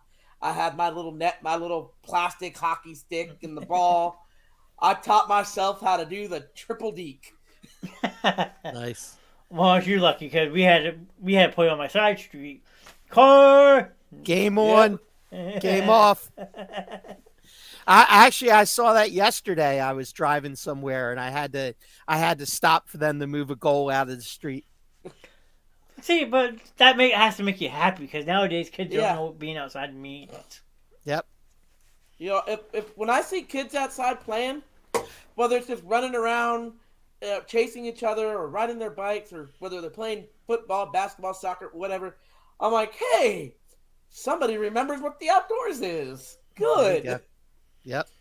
Or when I drive by some of the fields and I see the kids out there playing soccer, you know, having their soccer games and their baseball games or practices and stuff, I'm like, good. I would say what I think, but I don't want to get myself in trouble, so I'll just be quiet. Am I too old to play? I saw a meme. It said, man who identifies as a 6-year-old boy hits game-winning home run in T-ball Oh championship. my god. Nice. I had a good laugh at that one. The fact that a man can pull off being a 6-year-old, this guy either has to be very young looking or very short. Have you not seen Benchwarmers? Oh, no. Are you sure he's 12? Now we're talking. I want to see his birth certificate. Now we're talking sports movies on Sports Show. Okay, I get it now. So Pulls out the paper written in crown. I am 12. Oh man. I am 12, drinking a bottle of Jack over here on home plate. Nice. I love that movie. That was a good movie. Well, since we were talking about sports movies real quick, Ron, did you do what I asked you to do or no? Have you listened to the Rudy soundtrack? I have not Okay. yet. Rudy. Ron doesn't like that movie, so don't say that too loud. He might ban you from the stream. Why not? The great inspirational movie. So I need to say anything else, Sam? That should explain it all. That says it all. That says it all. But But you have to admit it is a good inspirational movie. look, Ron, do it again. He doesn't understand. The only thing it inspired me to do was change the channel. Hey, still inspirational. No, I told John I'd be more than happy to listen to the soundtrack if I don't have to hear the dialogue or see Sean Astin's face. Because we were talking about music composers like for a little bit, and Jerry Goldsmith got brought up, who is the composer for the Rudy soundtrack. So I made Ron a deal. He doesn't have to listen to the movie, watch the movie, but just listen to the soundtrack, and it'll be inspirational. Yes. I'll go out and polish the Golden Dome. And another basketball game. What was this one? Another game just started. Have they started the third period yet? Yes, and Yep. Phoenix and Denver is tied at 10 right now. That's the second game on TNT Okay, tonight. we went from one sport to another, and so you said Phoenix and Denver, and I'm thinking, how the heck are they tied at 10 apiece in hockey? I mean, it's a pretty high scoring game. It's a That- shootout. That would be one heck of an interesting game to watch. Yeah, it would. Where are the goal? Are they both using the emergency goalies? Maybe. They got the Zamboni driver playing goalie. 2-0, 15 minutes left. Yep. Oh, somebody got a penalty. Who's on the power play? Probably the Devils. Do you know Brandon Marsh has a 647 slugging percentage right now? I mean, the man's on fire. He is smoking hot. He's batting 329. He's in the top 10 in the league. Damn. I mean, what more could you ask for? I mean, For a guy who last year was one of the main concerns was his offense. True. To come back this year and be hitting the way he's hitting. He's hit safely in like 21 of 23 games or something like that. Wow. I mean, that's awesome. I mean, to go, like I said, to struggle as much as he did in the playoffs, to making a tiny adjustment apparently, Yeah. now to be batting the way he is, it's awesome. Yep. Absolutely. Castellanos, too. I mean, Castellanos is hitting over 300. Speaking of Brendan Marsh, he's looking at MLB stat leaders. He's number 5 in batting average. Yep. And he's up there in slugging percentage, too. See, they didn't show me that one. Yeah, he's 647. They show me batting average, home runs batted, RBIs, hits, and stolen bases. Yeah. Alec Boehm is leading the Phillies with 21 RBIs. Alec Boehm? Yep. I mean, and Trey Turner's only hitting 270 right so now. he's dipped a little bit. Yeah, he's last week or two he hasn't been as hot as he was when he first got, but with Harper coming back, I think you might see him. Yeah. Well, maybe get re-energized. That was going to be my question to you. With Harper coming back, who does that benefit? Everybody. It benefits everybody, but like I said, the only person that doesn't benefit is either Jake Cave or Cody Clemens. Yeah. Dang. I'm looking at team stats now in baseball. Tampa leads in batting average, pitching leaders in wins, home runs, ERA, RBIs, hits. Well, yeah, I guess so. If they scored 190 runs. 193, yeah. I mean, and then Pittsburgh leads in saves, stolen bases, quality starts. The only thing that's not led by either the Rays or the Pirates are strikeouts, and that's led by the White Sox. Yep. And Minnesota Twins. They're tied at 285. So you're saying, wait, Tampa Bay leads the AL and Pittsburgh leads the NL, right? Pretty much, yep. Yep. Season ends tomorrow. They're playing in the World Series. Who wins? Not the networks. You're not wrong. I'd probably want to at least watch World Series. There's some guy at ESPN, taking a whole bottle of Valiums, saying Pittsburgh and Tampa. Oh, and Pittsburgh. Oh man. American Gladiators beat us in the ratings. Wait, that's still on? Exactly, it'd be a rerun. I was gonna say, if that show is still on, what channel is it on? I want to watch. Yeah. Thunder. I go American Ninja Warrior. Yeah, that's what the equivalent is now, the American Ninja Warrior, yeah. Mm-hmm. You'll never beat American Gladiators. I don't care. No. Well, the Ninja Warrior is just torture. I mean, the American Gladiators was more entertainment than anything. I mean, what's the worst thing that happens? Oh, you get hit by like a Nerf ball cannon. Ooh. Now you get you get body checked. You get bodied by some steroid out hulk of a man or woman. Yeah. Yeah. No, what was it? The Rock did a show where he. Oh yeah, what was that called? I can't remember. It was on NBC. Yeah, I watched a couple episodes of it, and I was like, okay, this is actually some really good. Like, I'm sitting there going, like, this isn't just one skill. Like, this is. Yeah. You got to be able to lift. You got to be able to run. You got to be able to be flexible. Like, I'm like, holy smokes. Well, the thing that Steve Austin did too was quite a competition as well. Mm-hmm. Stone Cold did a show from his ranch, and he would torture people.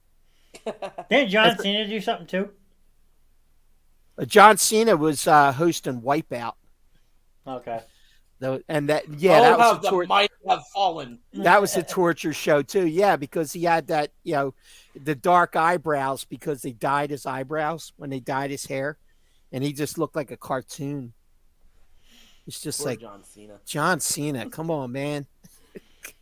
The fall from grace, right? Go back to making the commercials with the cow. Or the old cricket commercials. Experian moo. I was watching it was an award show, and The Rock was talking, and he took a shot at John Cena, for his role in the movie The Marine. but then he came back with, but don't worry, it's okay. I did was it G.I. Joe? Yeah. Something like that. There was another movie that he did, another military movie that he did, that he brought up that was a flop. John Cena? No, The Rock. The Rock. Military movie. He did Rundown, Rampage, Skyscraper. I gotta look. I'm not sure off the top of my head. They've both been in too many movies to count anymore. Yeah. Geez, they're even both starring in the next Fast and the Furious movie, I think. Yeah. They both got cameos in that. Like, alright, you ain't got enough money making all these movies. Why you gotta keep doing it? Fast and the Furious 37. No, well, if it gets that bad, then we got problems. But no, I think they're doing Fast 10.1 this year, and then next year's the last one. So No, it was Doom. oh, that's right. Okay. He's like, Yeah, you did yeah. the Marine, but don't worry, it's okay. I got Doom. Which was a total flop of a movie. Oh, just a horrible movie. I mean, most of the movies are, honestly. Well, he did Tooth Fairy too, didn't he? Okay, that one was funny. The Rock, yes. He also did the Game Plan, which was really good. Yeah. Yes. Tooth Fairy. What else did he do? Disney related. Jumanji. I didn't like that one. Yeah. Race to Witch Mountain. Race to Witch Mountain. He also was Jungle Cruise. he played in Moana. He played Yeah. the god. Scorpion King. He was good. Yeah. Oh, one of my favorites. The one he did a couple years back with Kevin Hart, Central Intelligence. Oh yeah. That one was funny. That one was decent. I also liked the one he did with Sean William Scott back in the day, Rundown. Mm-hmm. That had some funny moments to it. And he was in G.I. Joe too. Yeah, he was in the second one. Yeah. With Demi Moore? Oh no, she did the first one. She did G.I. Jane. Never mind. G.I. Jane, yeah. My bad. With Jada Pinkett Smith. Yep. Keep your name out my mouth. He did the wrestling movie, Fighting with My Family. Yeah, with the biopic. The Page story. Yeah. But he was the executive producer of that too. Was he? Yeah, he was. Yeah. Oh yeah, he was. He was a producer. Okay. That one wasn't too bad. I didn't mind that one. That was pretty good. So they both made their fair share. I mean, who's had the better acting career though, John Cena or The Rock? Oh, The Rock by far. Rock, definitely Rock. Rock by far. The only John Cena movie that I can really say that I liked. I know. You like Trainwreck, don't you? With Tina Fey. No.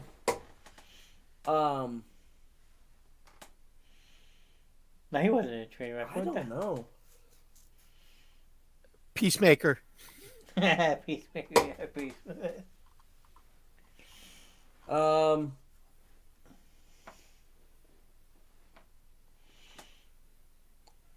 Like really I'm looking at a list going, what all has he played in? The Fred movie for Nickelodeon. The Fred movie. Yeah, like I'm looking at this and I'm like, yeah, the only thing that I can see that I would like, is Scooby Doo WrestleMania Mystery. I mean, 12 rounds He wasn't played in- bad. I mean, 12 no, rounds was cheesy. Suicide It was. Squad. Okay, I hated his role. It wasn't him. It really wasn't him. It was his role. Like, I did not like it. Ferdinand when he was the voice of the bull. The voice of, right? Yes. But he is playing Vin Diesel's brother in Fast 10. Still not a fan. I really think you've underestimated his Fred roles. I don't even see this. He was in Fred 1, 2, and 3. I don't even see those on here. They were all made for Nickelodeon. Oh, Fred the movie. No. Dad Figglehorn. Dad Figglehorn.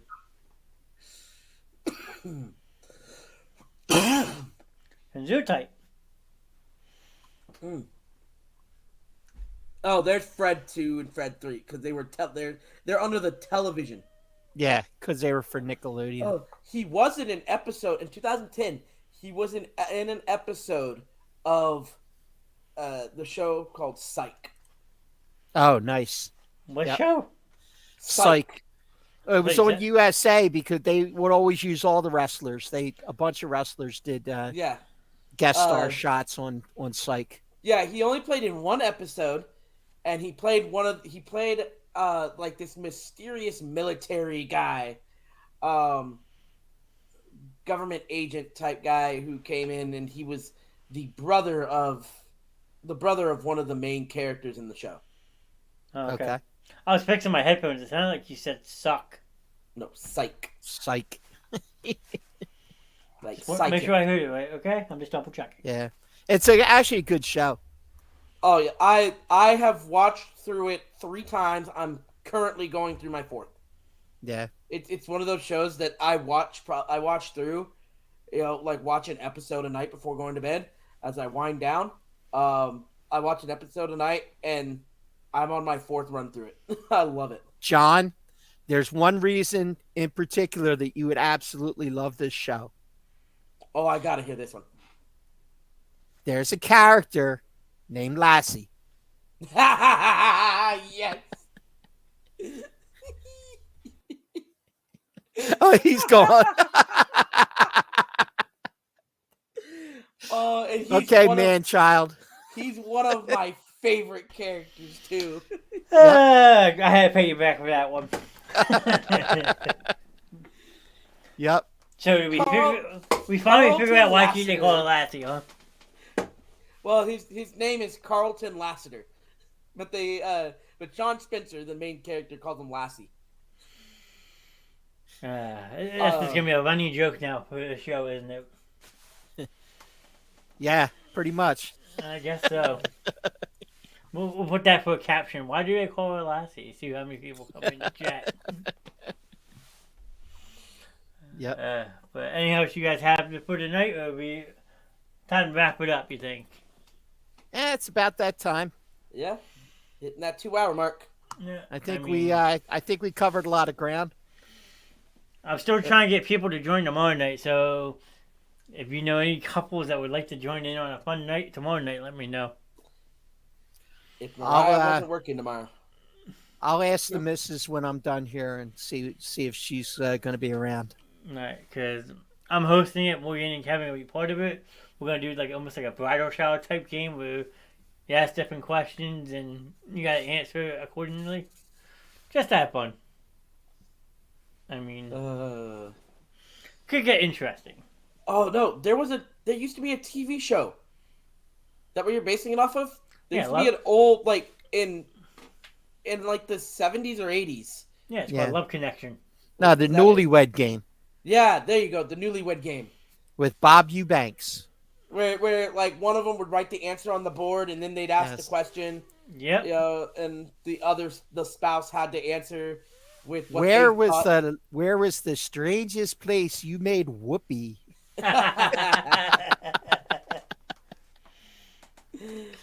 So Man, television got away with so much back in those days.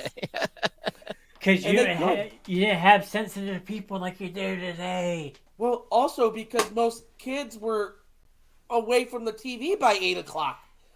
Yeah, they were already in bed Yeah. because they had to get television up and shut work off. and walk 3 miles to school in the snow uphill. Both ways.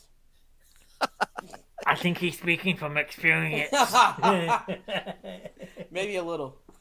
It's okay, Just a Rob. little, just a No, little. I but, did walk you know, to but- school actually. I walked to At the school every same- day. At the same time, TV stations used to shut off at midnight. Yeah, they played the national anthem and then they were done. And then they went to static, and unless you wanted to listen to for Yep. 8 hours, 6 hours, you What? turn the TV off. You just Sure. gotta do what they did in American Pie. Buy those illegal channels late at night. And now you 3 o'clock in the morning, you're watching an infomercial for the quickie oven. But there's more. If But you wait, order now, there's you more. can get 2 for the price of 1. Just pay a separate shipping and handling charge. But I don't even want one. Why the heck would I want two? I don't know what information you guys were watching, but all I saw back in the day was Girls Going Wild. Yeah, that was another one too. But I get myself in trouble. Yeah. I was a good kid. I was in bed by 10 o'clock.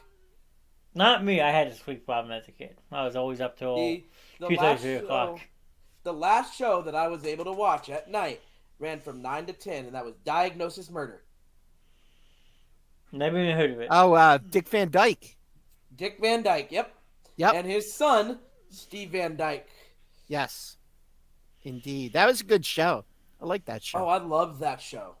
Yeah. Absolutely loved that show. 9 to 10. I would watch. I'd switch over to channel 12 to watch SCTV on, and then it eventually made it to NBC, and it would be on alternate weeks. You'd have Saturday Night Live on one week, and then you'd have SCTV on, and then you had Saturday Night Main Event. You had a wrestling show that used to come on 11:30 at night on Oh, on how the times NBC. have changed. 9 to 10. I was watching Nickelodeon. I think it was Wonder Years. Oh, Nick at Night. Yep. Yeah, there you See, go. I didn't have cable growing up. I had my got own the- TV. It was good. I got basic broadcast channels. I got Yeah. NBC, ABC, CBS, Fox, WB, and My- PAX. My dad had a remote control our TV. Basically, his remote control was throwing a slipper at me sitting next to the TV and said, "Put on channel 6." All And right. then you'd Alex Verdugo just hit his third walk-off hit of the season. For who?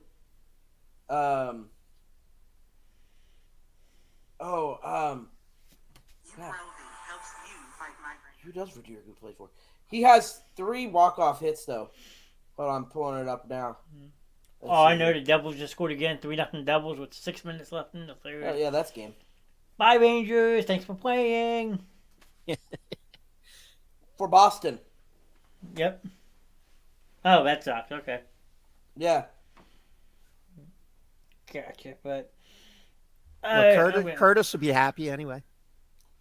No. Curtis is no. Curtis, no, he's a because Blue it was Jays against fan. his. It was against his Blue Jays. His son plays for Ah. the Red Sox, though, so right now Ah. it's a conflict of interest. Yes, he does. Yeah, in that matchup, he does. Because that's who the Phillies are playing next Tuesday for that dog night. The Toronto Blue Jays. Yep.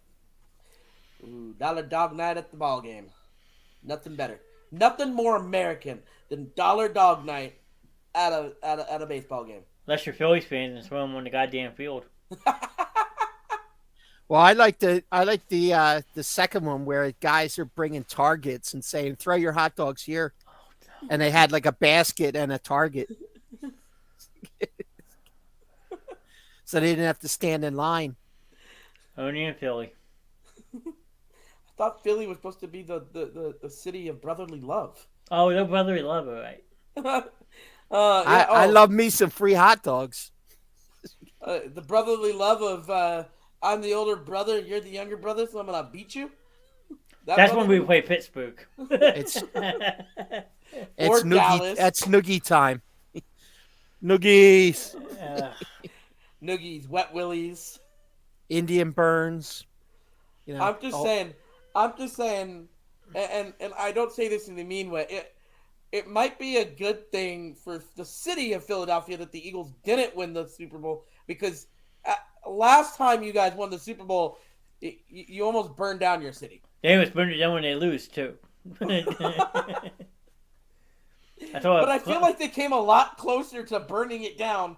And I'm just saying, I don't think Boston has seen, or Philly has seen, that much destruction by fire since the late 1700s when we were fighting the American Revolution. I don't know. Ron, can you? No. Well, we just dropped a bomb on some people one time. The Move thing with Frank Rizzo, when they bombed the Move people and burned down a whole block because they set this percussion bomb and it ended up catching the place on fire. I will give you some advice, Sam. When you're fighting in Philly, don't wear opposing colors. Don't wear what? Don't wear anything Astros, Cowboys, nothing Dallas. anything that says I'm representing Dallas and Texas. Okay. What about a Kansas City Chiefs Mahomes jersey with my Kansas City Chiefs championship hat? Yeah, might get jumped.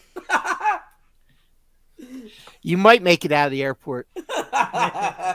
Keyword. What's the keyword, Ron? Might make it out of there. But no, it's been fun talking with you guys tonight. Hope you guys enjoyed it as much as I did. Oh yeah, Always fun. Again, a little crazy unorthodox, but we always have fun. Always. But tomorrow night, I will be back. Hopefully, one of you two, maybe if your partner, will be back for a special entertainment night called The Love Connection, which I will be hosting. Morgan will be part of. She won't be hosting. No stream Wednesday for the next couple weeks. Thursday, we have Dark coming back for Turnbuckle Thursday. So we can recap the WWE draft and talk about Backlash that is this Saturday night. And then Friday night is Friday Night Movie Night. Ron will be part of that with Miss Andrea. And we're talking about guilty pleasure movies. Movies that we can watch no matter what time of day or how many times we've seen it. I think that's how it Mighty said, right? Ducks. Well, yeah, it was that and movies that you liked, but you don't want to admit you like. Yes, that too. So that would be the guilty pleasure one. The one that, you're embarrassed to say, oh yeah, I really like that movie. I got a whole list of them. So that'll be a fun conversation Friday night. So make sure you're in the chat for that one. So other than that, you guys have anything else that you would like to say? No, I just want to thank everybody for popping in. Sam, we appreciate you popping in and giving us a hand tonight for sure. We always enjoy your conversation. Everybody in the chat, great job as usual. Curtis, Mark. Yep. You the real goats, guys, in the chat. You the real goats. Curtis, Mark, Jack stopped in to say hi. Prince. I mean, we had a couple people just drop in, drop likes. That's always good too. Shares. Yep. The numbers growing and growing. Yeah, we'll have to. Gotta keep the momentum going, guys. 335 followers on Facebook right now, so definitely growing. Share and like. And check out the replays on YouTube And Twitch. You can watch replays and on Twitch. Yep, Or Facebook. absolutely. Yep. Hopefully, And, I don't get any written warnings about the show bringing the live feeds for a couple seconds, but I think you're okay. I think so too. But 4-0 Devils, 3 minutes left.